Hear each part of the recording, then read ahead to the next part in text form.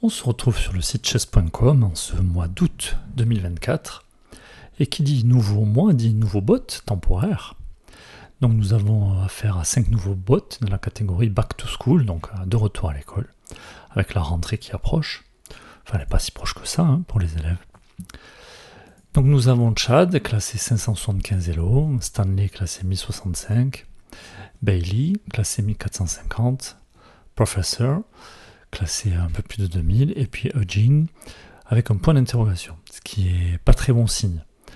Donc si c'est le même genre que Mittens, c'est le type de bot qui risque d'être imbattable, ou alors qui met des raclés à peut-être 99% d'entre nous. Alors je vous propose pour cette première vidéo déjà de commencer par Chad, donc classé à 575 Elo, on s'entend à une partie relativement facile. Allez, comme d'habitude, on va laisser choisir la couleur des pièces. On se retrouve avec les pièces blanches.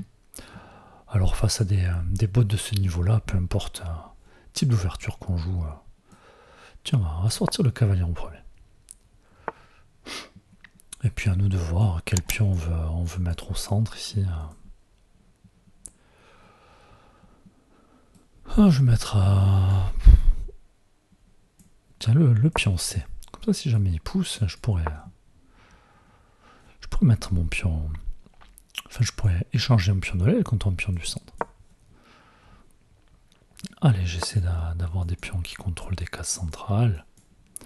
J'ai presque envie d'en mettre un troisième. C'est ce que je vais faire. Maintenant, on va essayer de sortir les cavaliers, trouver des cases pour les fous.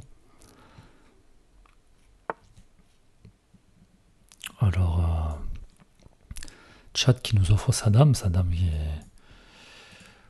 Alors, je sais pas, moi, attaqué par le cavalier, attaqué par le fou, sa dame qui n'est pas protégée. Alors, ok, 500 et quelques kilos, mais... Bon, alors, on prend du cavalier ou on prend du fou ici Alors, vu que mon cavalier est déjà sorti, je vais tout simplement prendre du fou pour développer une autre pièce. Je peux m'intéresser un coup comme ça pour...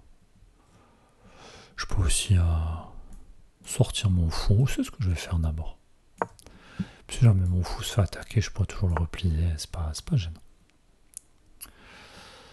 Alors ici, ce pion, défendu qu'une seule fois, moi j'attaque 2 fois.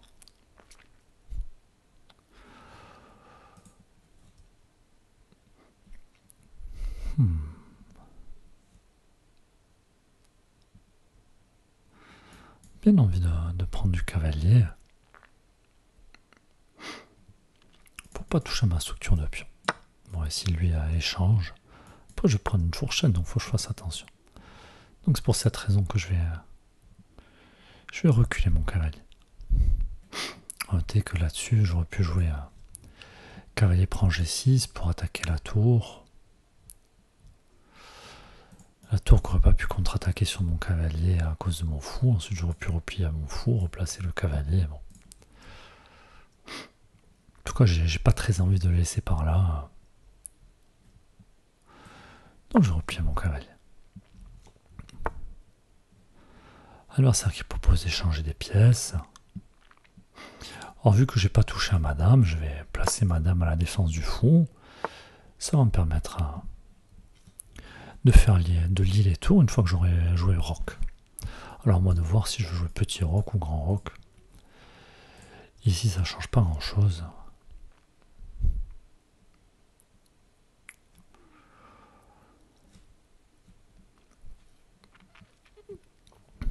Est-ce que ce pion peut devenir dangereux? J'ai pas l'impression. Je joue petit roc.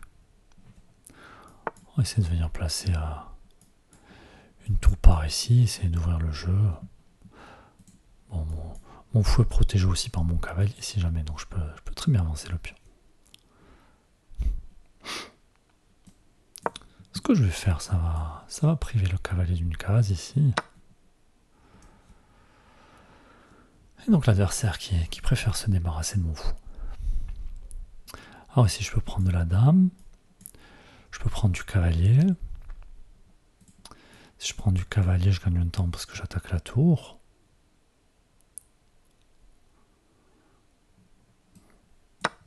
Non, c'est ce que je vais faire. Ah, puis j'ai bien envie de faire avancer mon autre cavalier, vu qu'il y a un bel avant-poste ici. Donc ça va me permettre de jouer échec.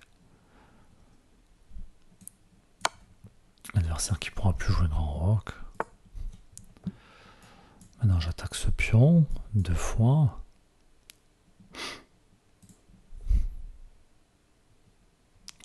Une fois que j'aurai pris ce pion, on aura des pions qui vont devenir faibles. Ma question c'est avec quel cavalier?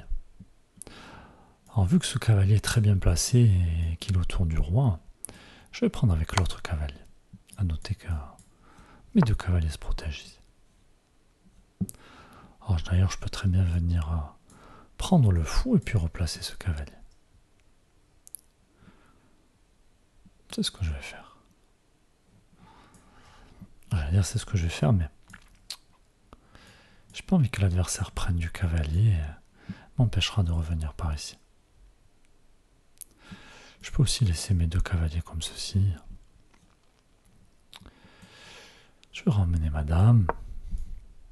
J'attaque le cavalier. L'adversaire qui prend mon cavalier et qui me permet de récupérer la tour. Bon, forcément, avec un bot réglé sur 500 et quelques élos, on s'attend à ce type de coup. Maintenant, il m'offre son cavalier. Et pas de découverture, madame. On va le prendre, et si jamais il reprend, ça va me permettre de faire jouer mes tours. Alors ici, est-ce que je prends? J'ai pas très envie de prendre, sinon ça va faire jouer le fou de mon adversaire.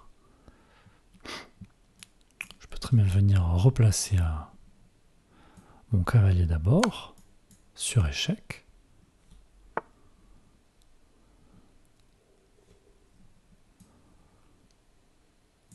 J'approche ma dame pour que ce pion soit cloué. Je mets une tour en face du roi, et maintenant je vais venir prendre ce pion. Et si jamais il reprend le pion, il ne pourra pas reprendre avec son pion, il sera obligé de reprendre du cavalier. Le cavalier qui va être cloué, et du coup, dans un second temps, je pourrais pousser l'autre pion.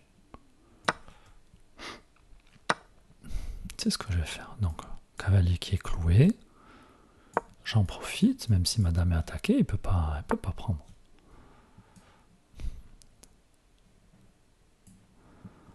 Ici, je pourrais prendre le cavalier, prendre le fou, pardon, avec mon cavalier. Et si roi prend, je vais pouvoir venir récupérer le pion sur échec. Le cavalier qui est toujours en prise ici.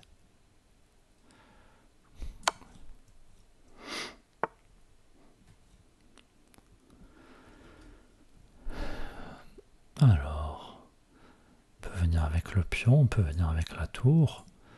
Si je vais avec la tour, je menace échec et mat. Si je vais avec le pion, je menace échec et mat. Bon, je pense que ça ne change pas grand chose ici. La partie qui approche de la fin, s'il veut attaquer madame, c'est mat. Échec et mat.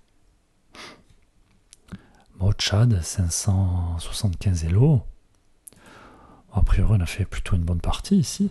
En même temps, c'est facile de faire une bonne partie quand notre adversaire nous offre sa dame.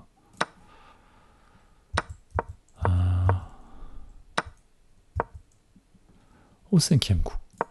Donc dès le 5e coup, Tchad qui nous offre la dame. Alors, est-ce qu'il a rapidement gaffé parce qu'on a fait une ouverture pas habituelle? C'est vrai que des fois, les bots sont programmés face à certaines ouvertures, et donc ils jouent quelques coups intéressants avant de faire n'importe quoi. Peut-être que là, il s'est mis à faire n'importe quoi plus rapidement, tout simplement. En tout cas, voilà pour le premier bot, et puis on va s'en prendre prochainement au suivant. À bientôt.